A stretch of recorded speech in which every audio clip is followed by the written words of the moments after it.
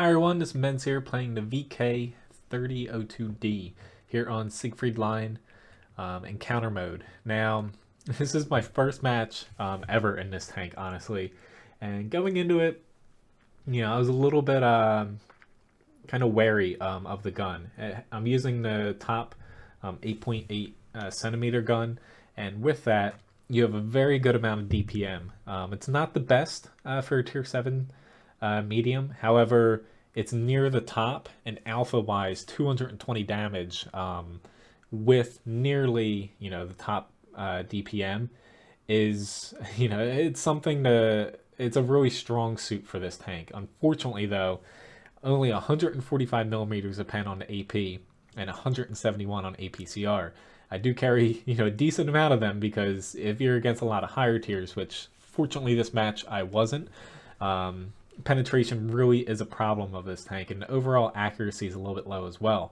But this thing can shred apart, slightly squishy targets, and it can be surprisingly deadly against heavy tanks and higher tiers if you hit them in the right spots. Now the armor on this is fairly good as well, and the mobility surprised me a little bit going into this, but honestly, I haven't done, the whole German line yet. I'm only up to this tank so far as of this video.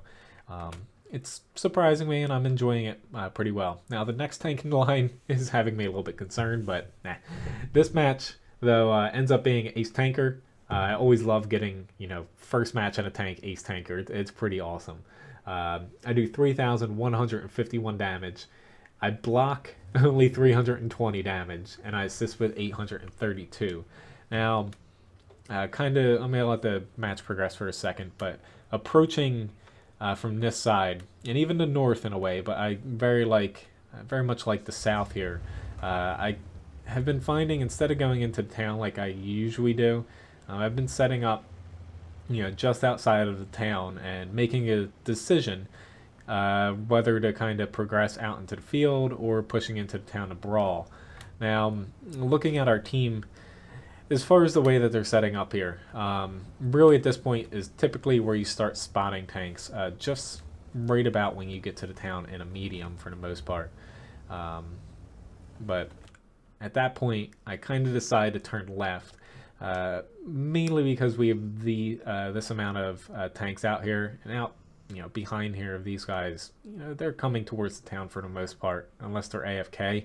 But the amount of people out here in the field, a lot of the times, both teams kind of, situate themselves basically directly in the center of the map. You don't get too many people out to the edges, but with our team, more or less likely being focused mainly from the 1 line to the 6 line, because who knows where exactly these guys are going to set up. I make the decision to kind of set up in between them. Being in this tank, the armor's pretty decent for being a top tier. Their TDs can go through me. They have a KV2 over there I need to be concerned about, but for me to kind of push out over here, I'm diminishing the amount that I can do, because I'm going to be taking shots, pushing into the town, having to fight enemies close up, whereas kind of utilizing these guys who are pushing very hard into the center here, which is difficult to push over, they're going to be spotting a lot of targets for me, and I can kind of work off of this little bit of cover here and get damage off fairly easily. It's not just specific to this tank or map. Let me switch to my actual thing instead of free cam here. I do miss this little light here, but it's not specific to this map or the tank. It's just a lot of times if you find yourself, on a map where your team essentially splits, and there's this big gap in between them, if there's somewhere for you to set up and support either one flank and just be close enough to the other one just in case, it can be a pretty rewarding spot for you to do that. A lot of maps have that, and since a lot of times people go to the fringes of maps and kind of leave the center open on a lot of maps, it can definitely help you out, unless the enemy pushes and murders you right away. But Fortunately for me here, you know, the enemy, they can't really push on me, and I'm really a small target for them to hit. My primary concern is getting these guys out here. However, I don't have the best shots on them. However, these three guys never left their cap, and I switched to APCR because of the penetration woes, and I just start chewing into these KV1s, which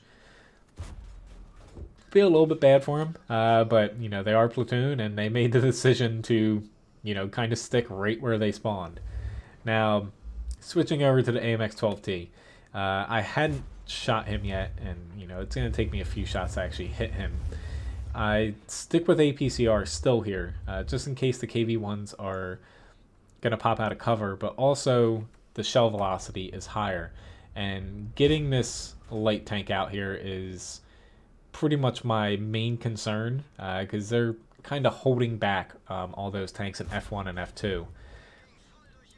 I get a pretty decent hit there, which the alpha on this, you know, that guy felt that, and he pulled back, and he got killed because of that.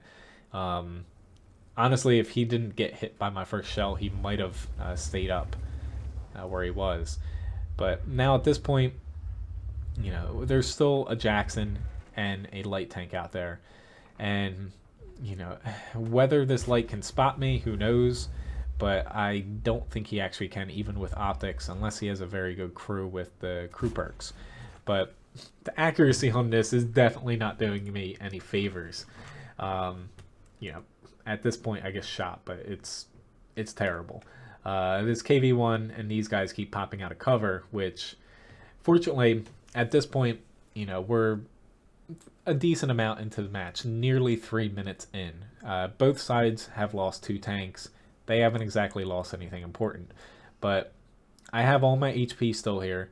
I've already done 1,286 damage, and you know, at this point, even if you're in, say, like a lightly armored tank, a lower tier tank, you know, if your allies, which fortunately we still have a decent amount of HP out here, if your allies are taking a lot of damage, like your top tier heavy tank, stuff like that, later on in the matches, even though it's not your tank's like role, it can be very good for your team. Not always the best for your tank, but you know, more often than not, you're gonna see good results if, there we go, let's switch back to that view.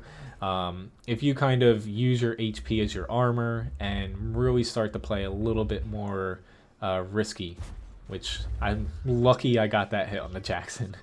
But, you know, fortunately these two guys are now like, shit, we're stuck out here. And, you know, hitting this light tank, yeah, I was trying to hit him here. Luckily you have a ton of rounds in this thing, but you know, you just chuck them out there and hope that you hit something sometimes. Now we do take a little bit of a lead here, and once we get this light out, it's just time to open rain on these guys out here.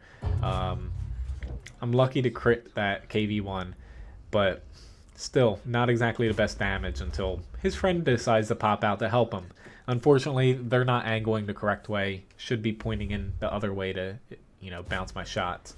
You know, even though we have a lead here, it's still not out of the realm of possibility for us to lose. I'm getting tongue-tied here. But at this point in the match, you know, I start peeking over my little cubby hole I've been sitting in, and this KV1 for whatever reason decides to do a scouting run. Don't know what the point of that was, but you know, doesn't bother me. So I'm just gonna leave those two out there because honestly they're not harming anybody. And you know, decide to help with cleanup in the town here. Since we have a pretty hefty lead, it's not anything that's necessarily, you know, we're automatically gonna win, considering they still have 3 tier 7s, and you know, not all of our tanks have full HP. It's best for me to play it safe here. It's like right now they have a Yag Panther over into town. Nothing spotted near him. And then out here, they have 3 tanks, plus probably their SPG. So, you know, it's better to take out the lone tank especially, when we have three people over here, which hopefully these two guys push over at the time I was thinking. But I have full HP, this guy has no turret, and, with my DPM, I'm confident I can, kill him. Unless I get tracked right in front of him, blow my repair kit, and get tracked again, I should be fine. But had I went left here and tried to fight these guys, Jag Panther could have killed both of these guys and then came up behind me and I'd be stuck. It's basically keeping an eye on the map, and the more you whittle down enemies that are alone, the less damage you and your team are taking, and the more portions of the map that you have to move around without being seen. That's one of the more overlooked parts of World of Tanks a lot of times, where you'll find playing against an enemy team or playing as a team that has basically your tanks in the front with a second line behind them that you can't see but can chew you apart damage wise. That's very difficult to actually counter, because you can't see the tanks doing most of the damage, and you might be fighting like one tank in front of you, but in actuality it's like four tanks supporting that one tank, and you're not going to win with those odds. Fortunately for us, though, these guys are just sitting back there and they're not able to help their one tank out here, whereas my team's taking it slow, and I'm just able to, I still have a good amount of HP here. I'm able to just keep poking up, taking little spots, and the Hellcat's doing a decent job at spotting as well. But, this tank, I was lucky to get an ace on my first match here, but so far I have a handful of battles in it. It's been fun. It definitely doesn't have a ton of penetration nor accuracy, so against higher tiers, I throw some HE rounds early, and then I find a spot that I can get some shots on some higher tier tanks.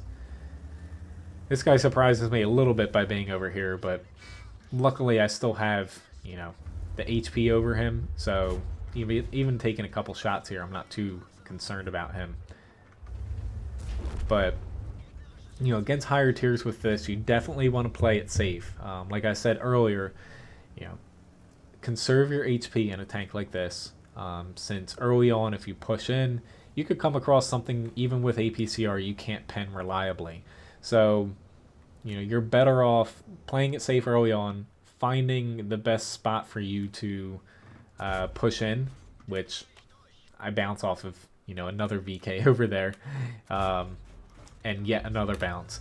But you're better off playing it safe in a tank that lacks penetration, accuracy, but it does have high damage potential. You just need to find that opening to exploit it. Luckily, that opening for me was right in front of where I set up initially, but had that not been open, I could have just pulled back, went into the town, something like that. Nice quick little ace tanker match here. It took us a little bit longer than it might have, but it was better for us to play it safe and not just push straight into their three tanks plus already in the field. Better to take out that TD, just cover our bases so we know the enemies are in this one little group. You can just pick them apart after that. But anyway, the end screens here. Let's start out. There we go. We have an ace tanker, high caliber, and then easily the most amount of damage in the match. The enemy team, the KB2, he did a good job, but at the same time, tanks that have long reloads like that, you might be getting a lot of damage off, but you're not helping, conserve HP on your team, and it's harder to, push out in a KV2 because you take one shot and you do a ton of damage, but the enemy knows, they're able to kill you before you reload, or at least you're only going to get one more shot off. Whereas a tank like this, you're just going to be spewing rounds out with, which who knows if they're going to pen. But I'd be more unwilling to push, after I saw a KV2 shoot, I'd rather push into him than if I saw, say, this tank shoot. I'd rather push into a KV2 because I know, you have a lot more, you have a safety period before they're able to damage you again. And then finally here, I do shoot a little bit of premium rounds, which high ammunition bill, but you kind of need them in this for when you get in a lot of tier 8 and 9 matches mainly, because even with them, like E75, come across that, no, just go the other way. There's a lot of tanks like that, but unfortunately, um, you still kind of do need them, because say you come across the side of an E75, your AP can pen him, but if there's any angle on it, you're going to want APCR, because it will help you a little bit in that regard. It just opens up more possibilities for you. But I still make a decent profit, even with my personal reserve taken off. I would have just barely made, like 1,000 or something credits. But I shoot 31 times. I only hit 20, and I pen 16, which fairly good hit to penetration ratio. But you carry a ton of AP rounds on this. You even can add a couple more HE if you'd like. But honestly, just keep chucking AP rounds out. Eventually, a couple of them are going to stick. And, most of my damage, a little bit over half actually, is from over 300 meters, which mostly on those KV1s, but just throw rounds down the range. You're going to hit them eventually. And, I block 320 damage and assist with 832. But so far I really like this medium. I was a little bit concerned about going into it, but outside of the problems it has against higher tiers, it's pretty fun to play. It's got enough little bit of armor behind it to kind of exploit it at times against tier 7 and under tanks, or if you get some lucky bounces from them hitting your angle portions. But the gun's fun, albeit frustrating against heavily armored tanks, and the mobility's good. It just lacks aim time, penetration, and accuracy. Everything else about the tank is awesome. But anyway, thanks for watching this video. Hopefully you enjoyed it. If you haven't caught my live stream here on YouTube, I live stream several times a week here. Feel free to check out my main channel page and look at the live streaming section, or on gaming YouTube gaming. Otherwise, hopefully you enjoyed it since you're at the end of the video here. And hopefully I see you sometime soon in another one. Have a good day.